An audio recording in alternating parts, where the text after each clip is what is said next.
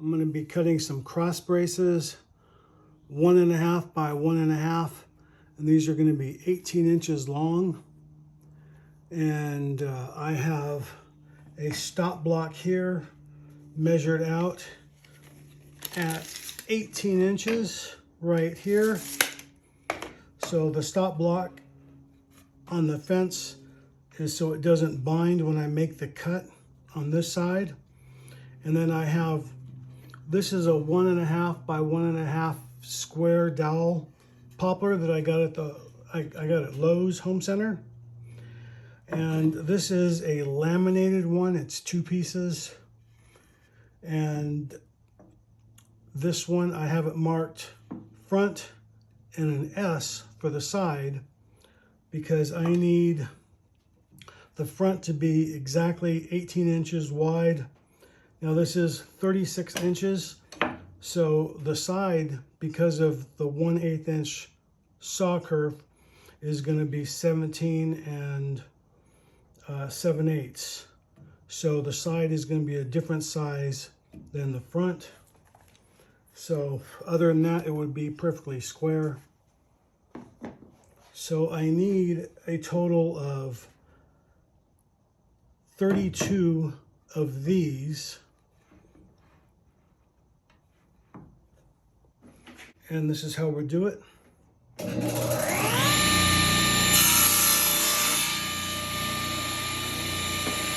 the next thing I need to do is I need to take 1/8 of an inch off of one side. This is going to be the outside, this is going to be the inside. So the thinner part that you see here, that'll be the inside. And I had to make a special jig because this is rectangular, not square. This is going to go in here like this. And then if you see this saw kerf that I have right up the middle, both sides. Now that is the clamp. See, when I squeeze that and I put a little clamping pressure, that is not going to come out unless you really put a lot of pressure on it. Up here on top, I have some dowels, dowel guides. These are some bushing spacers. These are 1.5 inch long, 3/8 inch inside diameter, 1/2 inch outside diameter. I drilled these out on the drill press so they're perfectly flush going in. So I need to cut all 36 of these legs, 1/8 of an inch off one side, and we'll show you how we do that next.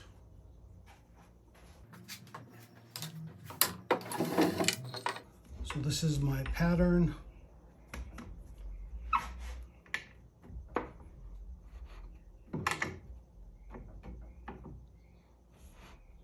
It's a little tight right there. Well, I just want to sneak up on it, make it a little bit loose for the first pass. Of course, we're going to use a push stick, and then I want to see which side is best. So I'm just going to use this side right here. I'm going to cut off. I kind of like the grain variation over here.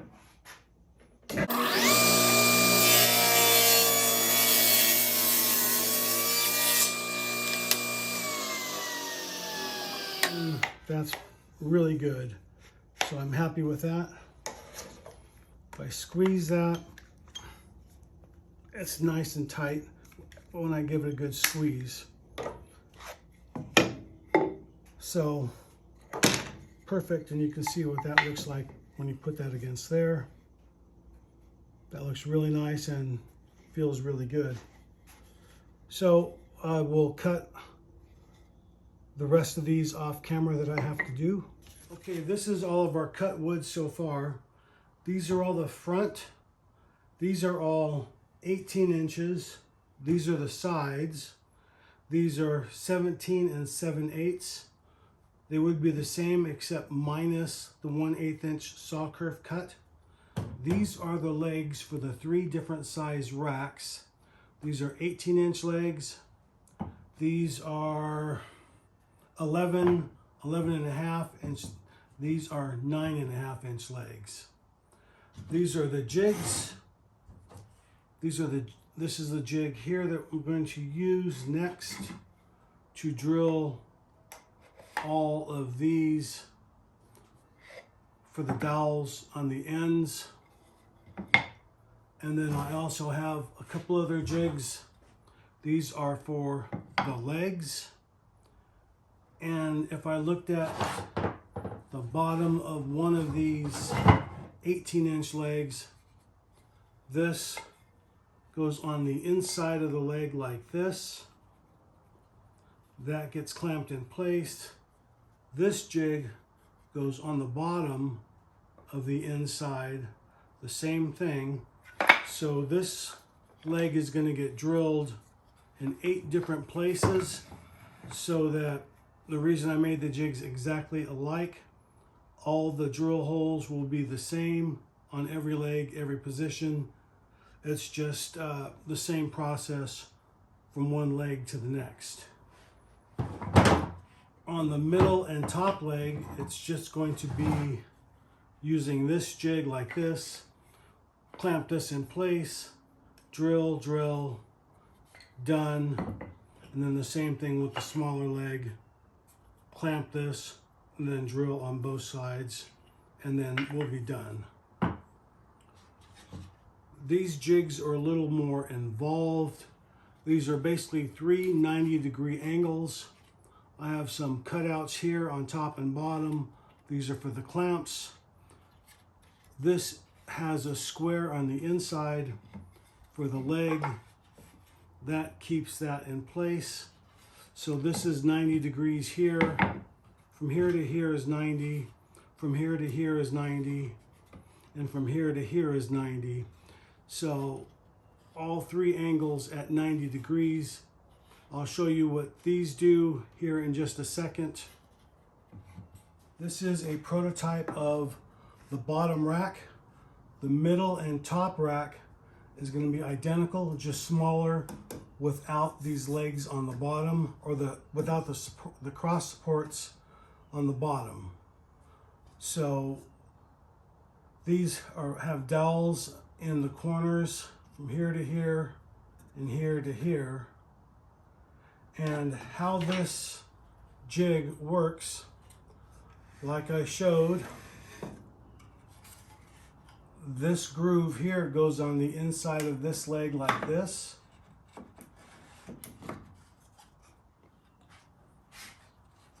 So I'm going to put a clamp.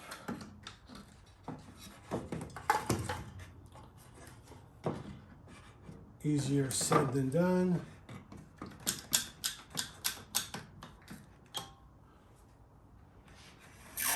Now we can see these right here are flush up against this side and this side, so I know that this is square at a 90-degree angle. Now, come around, this right here is so I can put a clamp on top. And then these are stapled in and glued.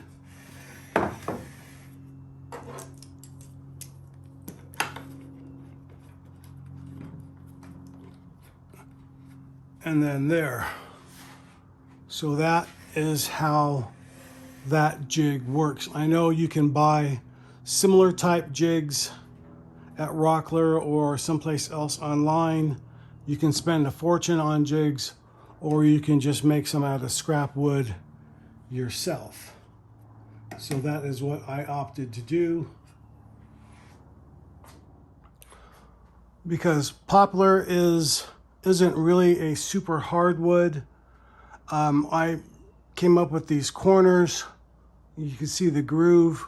So this goes in the corner over here under the clamp to prevent from crushing that corner.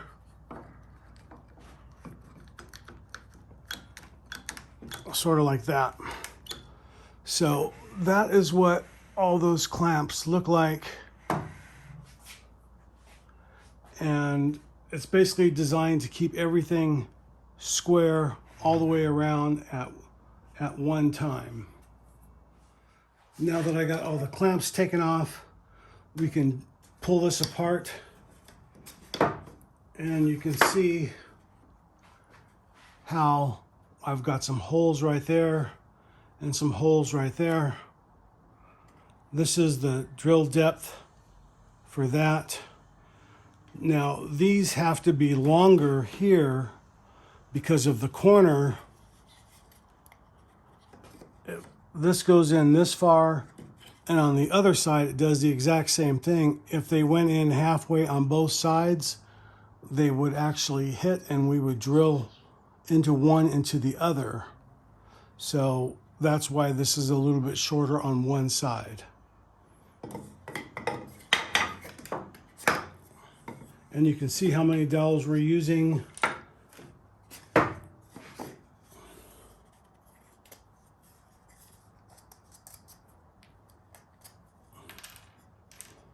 So this, like I said, I made this prototype out of 2x4s so that, but dimensions are correct and the wood is cut the exact way that I wanted.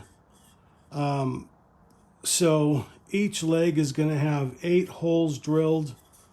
These are a mistake. So we got 2, 4, 6, and 8. And then each cross piece, this is a better example. That is what the legs will look like that. 8 dowels on each one. And then the cross piece will have two holes where that is joined like that. And then that is going to set back 1/8 of an inch. So it's going to reset back a little bit, give it a little dimension so it's not just 90 degrees flush all the way around. This will give it a nice touch. So with that, we will start drilling all of our holes next. These are 17 and 7/8 inch long, and then I shaved the 1/8 inch off one side. I put a pencil mark, I don't know if you can see that there, and on the opposite side right there.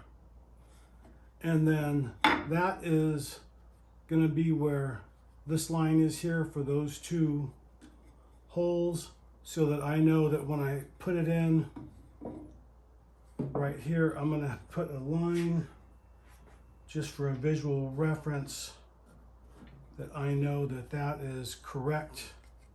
So that is good. So that'll go in like that. Now I just want to squeeze clamp that in place so that does not move. And then I am just going to use my table saw. I have a part of the fence right here, and I'm just going to use another clamp to grip that together.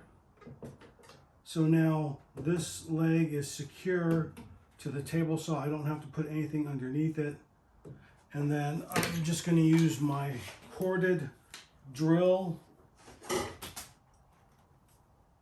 I have a stop collar here. The depth is 2 3/4 inches. And how that works is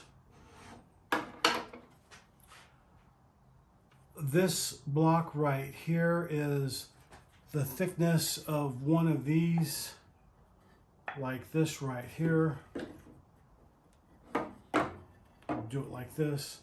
So this is 1.5 inch thick, and then the depth, the additional depth, that is the depth that I'm drilling for that dowel to go in the leg. So that is 2 3/4 inches. I have a stop collar on my 3/8 inch drill bit for that depth right there. So evacuate that out a little bit, and then take another drill.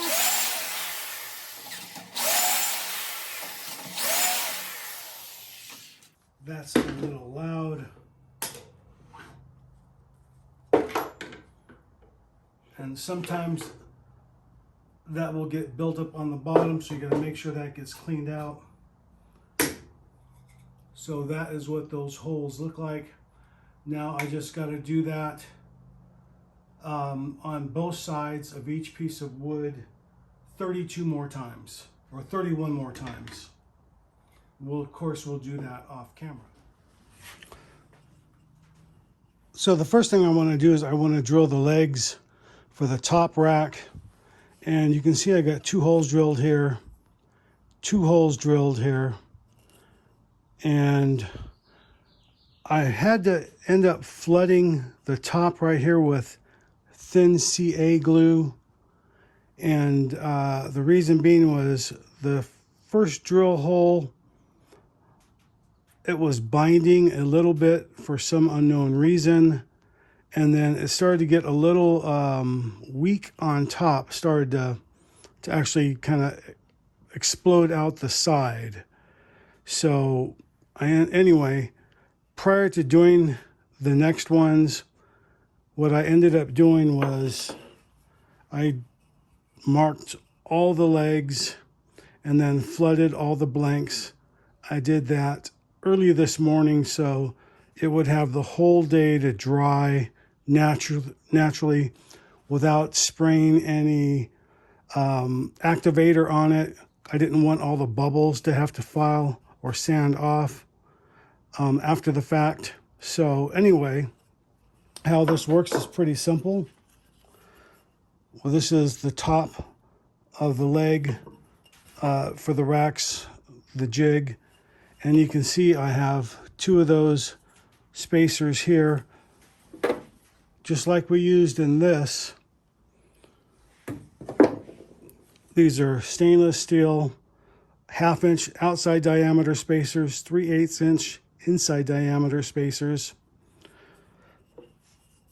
And this goes like this. You can see how that slides up in there. Once you clamp that in place, you can drill those out, no big deal. Now, I explained earlier that the inside of these had to be shorter, and then the legs, the sides, actually had to be longer for the dowels. And this is because if I would have balanced those dowels out right in the middle, they would have drilled one into the other, and I never would have gotten a good glue joint all the way in with one offset from the other like that. So it's easier just to stop it short from meeting in the middle and make it longer on the other side. So this works. This will work really well and still give it a lot of strength.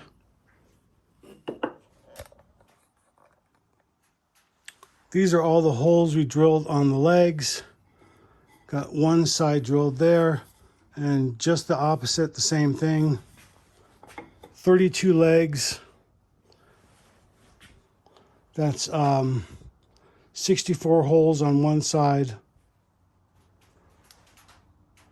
So that's 128 holes that I drilled for the sides. And then the legs will end up drilling the same amount of holes to match up with all these holes over here. The same, I'm going to use, like I said, this top jig. I'm going to line these lines up with this like this. See the lines right there on the inside. And then I have this jig, this block that I showed earlier. When I was squeezing this ended up splitting right down the middle, so I just glued some walnut, some scrap walnut onto that. Now I can clamp that with one clamp, and I won't damage that end right there. So break out my quick grip.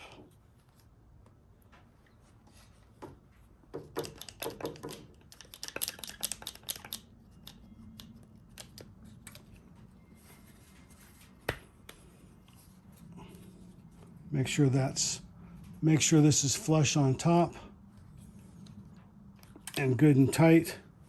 This right here, I just end up hooking onto that like that.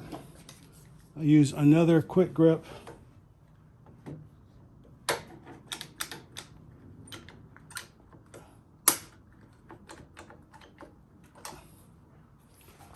Now that's pretty solid. So I've been using this 3/8 inch drill bit, which is a brand new one, but I'm going to switch to a brad point. I'm hoping the ends, the wings right here on the end, will eliminate some of that stress on the thin walls over here on top and prevent any blowout as I'm drilling.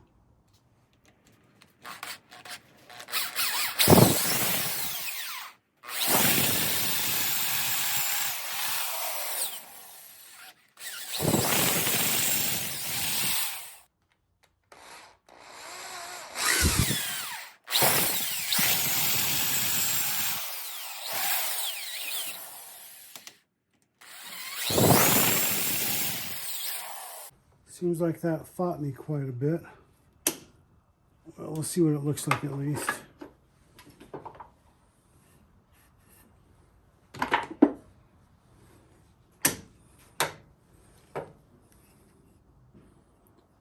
Well, that turned out pretty clean, so I can't complain about that.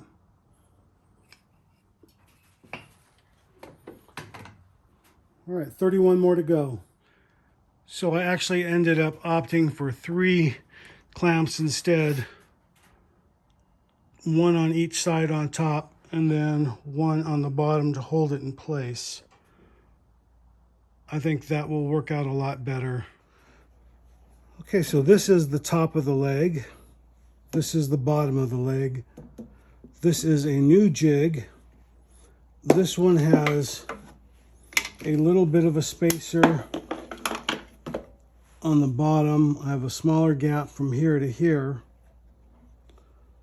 So other than that, it's made identical to this one, but it's just a little bit of a gap. It's going to give me about a 1/2 inch gap from the bottom of the leg up to where the cross brace will be.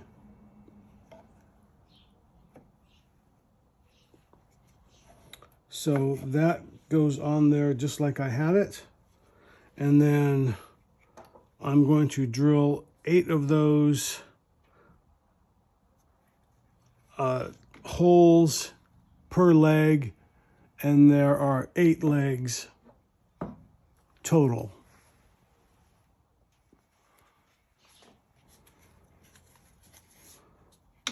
So if I pick this up and I flip it over, you can see what that looks like, how it's stopped on top and the bottom. So the holes will be the same distance on all 4 legs. Okay, so to drill, I'm using a brad point first. I'm only going in just a little bit. Just enough to break the surface.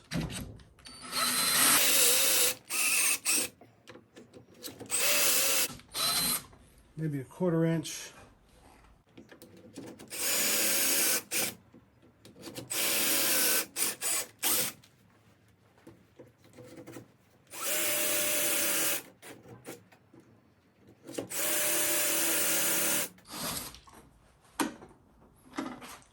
I have a benchtop vise here that's movable. I've got soft jaws, so I'm not going to damage the wood.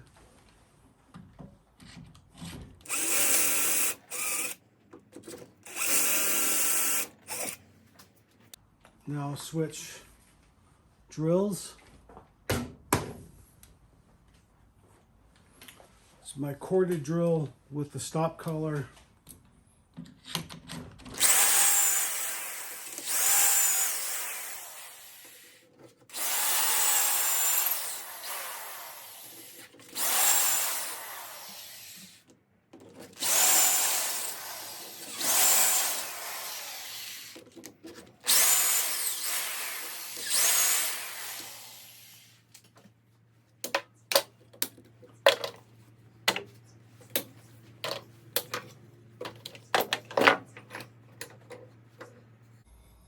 There, and you can see what that looks like.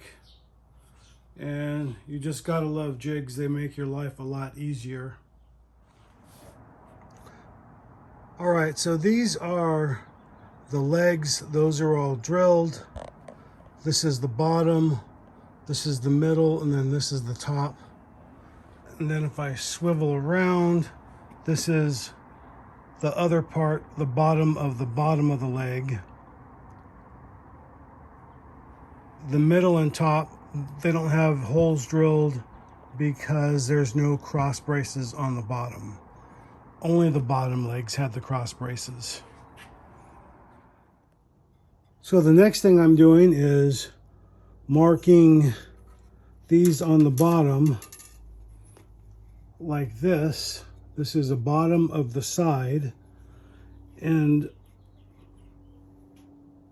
I have it marked. I'm marking these at 4 inches on each side using a combination square.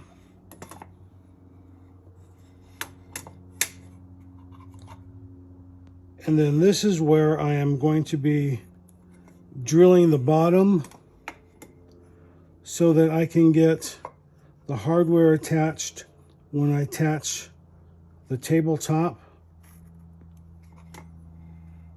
So that is where I need to get the exact center of that. So I'm using this little tool here. This is a center finder. And this just pencil goes in here. Squeeze that, pencil sticks out. So within this, you turn this sideways, and then that puts that right down the middle. You mark it, so right there is the exact center. Same thing on both sides. And then you can take this, and then just, since it's magnetic, you put that on something and it's out of your way. This is a neat little tool I've had for quite a while. I bought it at Rockler, and it's come in handy for several different things. I almost forgot I had that. So the next thing we'll need to do is drill these out. This is going to be from the bottom. So this is going to be countersunk here, sort of like this. And then on the other side, this is where the screw head will go, and then the screw will protrude out this side over here, just a small hole. And it will be a larger hole on this side, and a smaller hole on this side. So that when this is upside down, the plywood is going to attach here, the tabletop, with the screw going in from the bottom, attaching the top.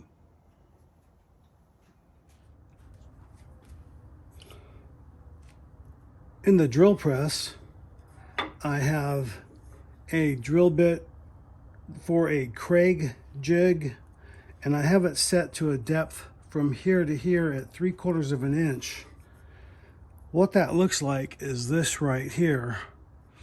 This is going to go down 3/4 of an inch, the screw in 3/4 of an inch, then that screw is going to protrude out 1/2 of an inch, and it's going to go into the plywood tabletop about 1/2 an inch. I'm doing this is because once I have all these holes already pre-drilled and ready to go, after the frame is assembled, it's much easier, and I don't have to go back in and try and drill these holes later. So the way I do it is simple. In the drill press,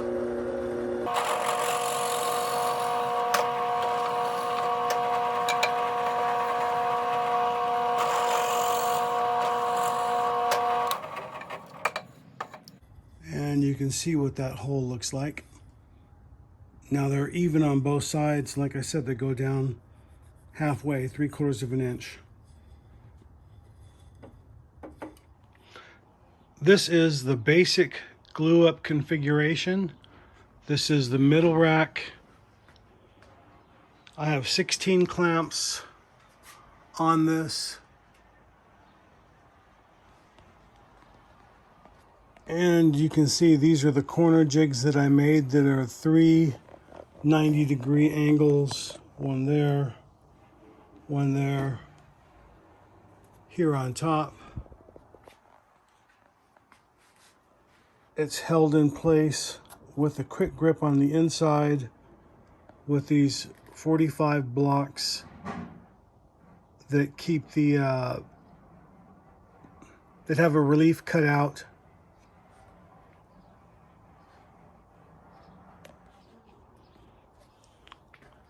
Here I have some mini bar clamps that hold this up on both sides, as you can see, like right here, and another one here. And then I have the pipe clamps on top that tie everything together. Okay, this is the bottom rack clamped up, and you can see that this has the bottom cross supports. Walk around, it looks exactly the same clamped on top, but an additional 4 clamps added on the bottom. So a total of 20 clamps used to clamp the rack together. This is the bottom rack unclamped. This is the middle and the top rack. Like I said, they're both identical, just one is smaller than the other. And these are both racks side by side, already glued and clamped. I'm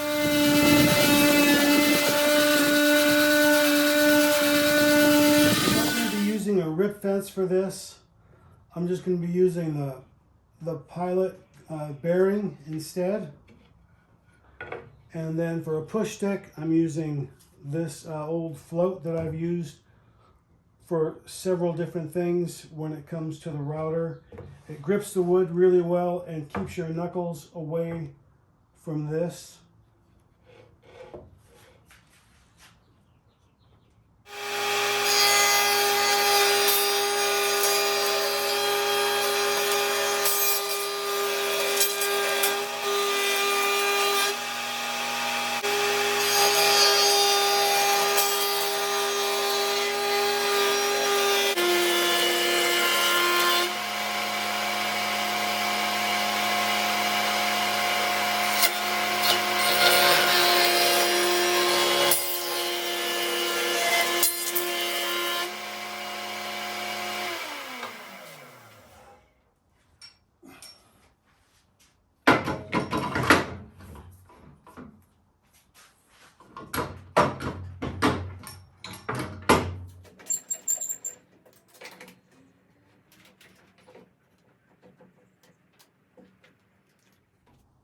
At the table saw, I have the gap here set for 5/8 of an inch, and I want to rip off one side first, and then I want to leave enough wood on the other side where I can safely cut back at the router the other side.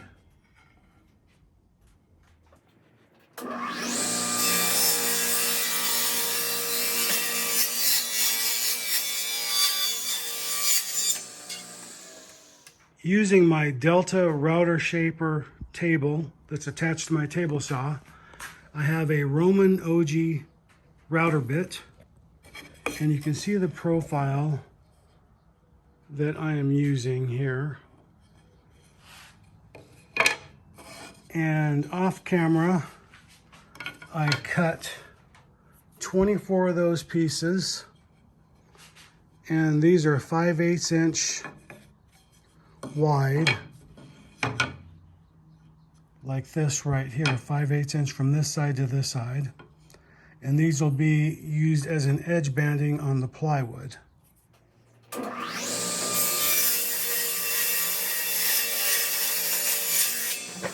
cutting these mitered corners for the tabletops. This one is 22 3/4 inches in total length. This one is 21 3/4 from the inside of both edges. And I have a scrap piece of wood here to use as a fence and a stop block. So I'm just going to do this in multiples. This is going to be, I'm going to do 12 of these. Well, if this is the first one, so I'm going to do 11 more. I've got a stop block here. This is my line where the blade is. You can see a channel right there cut.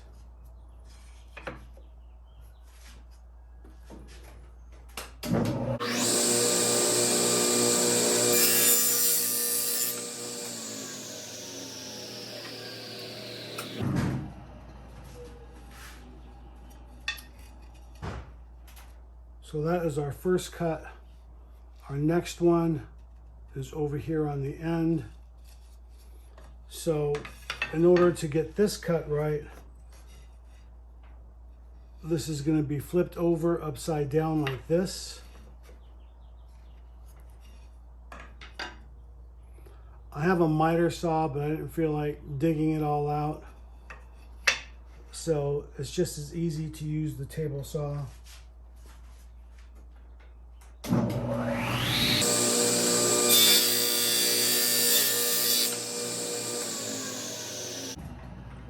And just like that, just need to do 10 more of those now.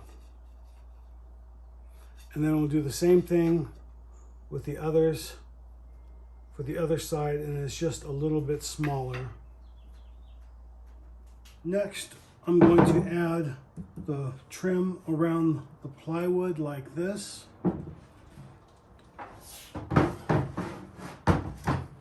So nothing remarkable, just adding a bead of glue to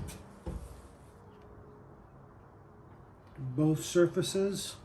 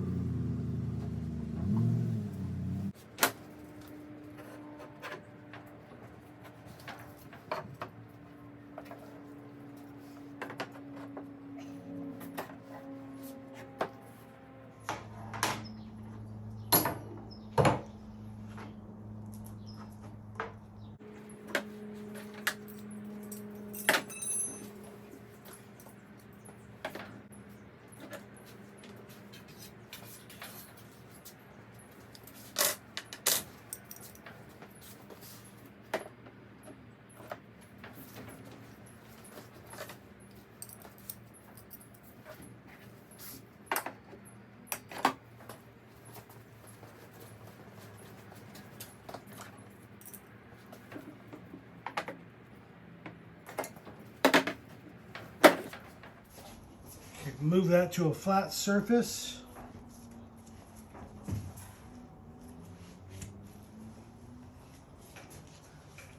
Brad nail it together.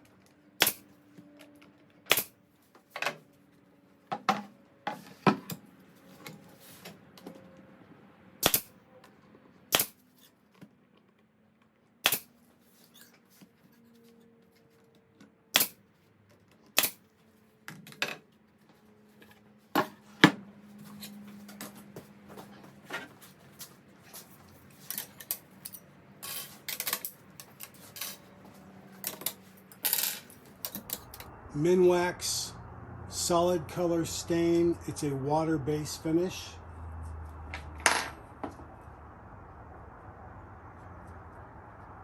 First thing I'm doing is I am adding stain to the bottom of the feet. And then I just want to stain the bottom from the front, work my way around. This stuff is really thick, it's not like regular wood stain.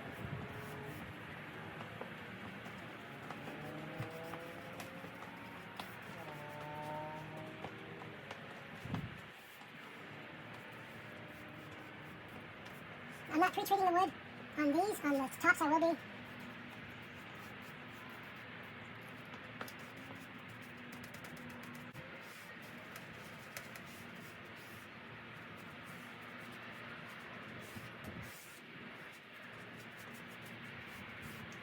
And I do not like using stains at all, because this isn't for me, and it's not cost effective to make something like this out of solid wood. That's the only reason I'm using stain. Okay, well that was about 15 minutes and quite a bit of AC/DC in the background going on. I can't play AC/DC in the video at the same time because I don't want to pay royalties.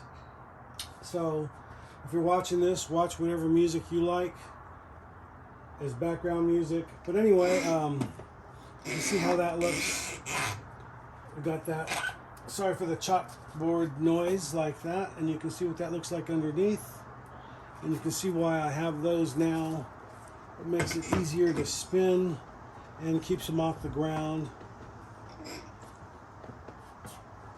So this has got to cure for several hours before I can do anything with it. And then what I would normally do is I'll let this set at least a day. And then I'll come back to it, and any of the grain that is raised, I'll come back and sand, and then I'll reapply the stain, and then I'll do the finish work, which is this water-based acrylic clear crystal top coat. So now you can see there's both stacks of racks right there. That is one coat of stain on both of those. Normally I would clean these up since this is water-based, but because I'm going to use this again, just like I do with my paint brushes, I'll just take these and use a grocery bag that you get in the fruit and vegetable section. Put your lettuce or tomatoes in, whatever, and I just wrap that up in there. You don't have to go to Home Depot or wherever and buy one of those fancy little plastic cases for your brushes. Just wrap that up. No air is going to get in there. And if you want to put a rubber band on that, you can. If not, I just lay it on the bench and leave it as that. And I come back to this whenever I need to in a couple of days. So now that we're coming to the tabletops, after following the manufacturer's instructions of stirring this clear top coat in, I'm stirring, not shaking, and I have a brand new brush. I want to flow this on with the grain. This is a synthetic brush.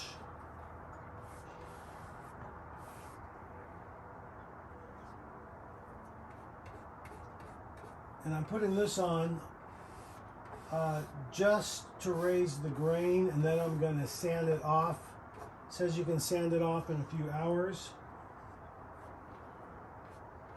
Starting with the edges first, I'm going to put it on. Get any drips.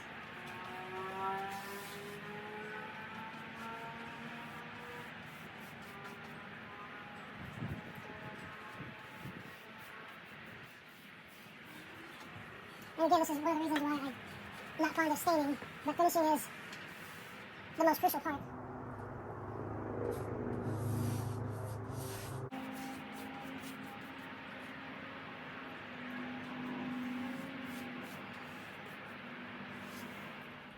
All right, all the panels have been pre-treated, front and back.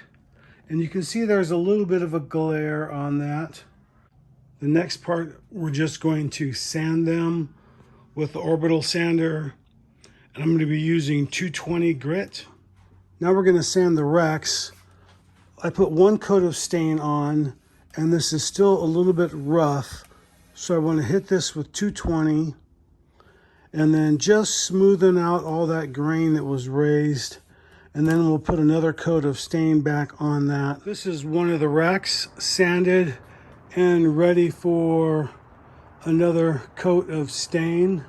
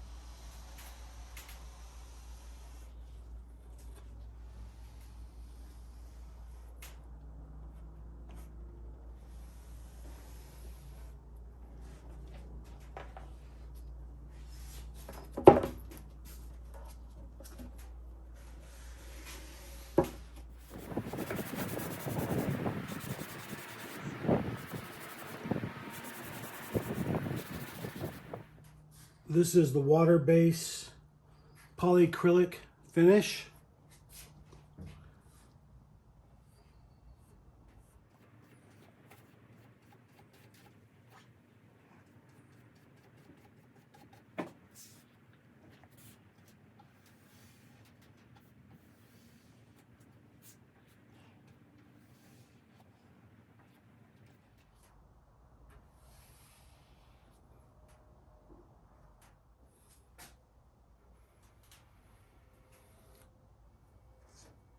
So this is what the hardware looks like.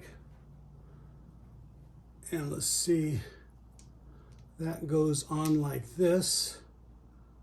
Now the hardware that came, it only came with double-sided tape like this for only one piece, and it needs double-sided tape for the top and the bottom. Luckily, I have this in my junk drawer of stuff. So I cut that out and put it on here. So this goes on like this, and then this goes on the actual tabletop like that. So the first thing we'll do is we'll put these on. And we're just gonna eyeball that.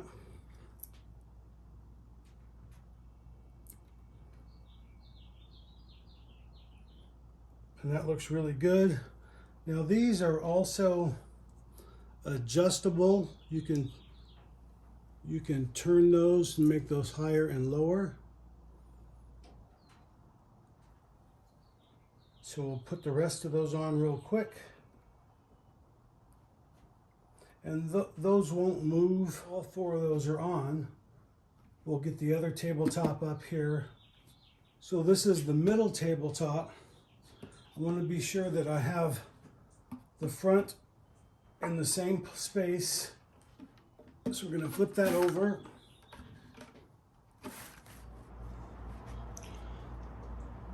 So this is the bottom rack right here.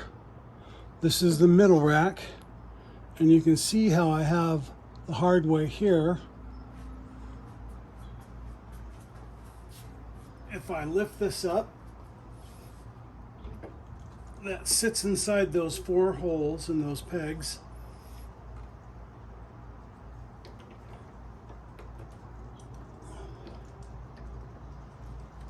And drops in like that. So I had to make a jig. This hits this from the front like this to keeps the depth in line, and then on the sides this like this, and that gets those in line right there. It's kind of hard to see, but you get the basic idea. Not overly complicated, just a depth from one side here and here and here and all the way around. Here we are at the end of the video, finally. I know it's been a long video. Thank you for sticking with me through the whole thing. This is what the racks look like from the top, in multiple layers. Remember, the top doesn't have the hardware, only the middle 2. And you can see how good that hardware looks right there. The hardware was sent to me by my brother. That's who I made this for, per his design. So if you like this project, give me a thumbs up. We will see you in the next video.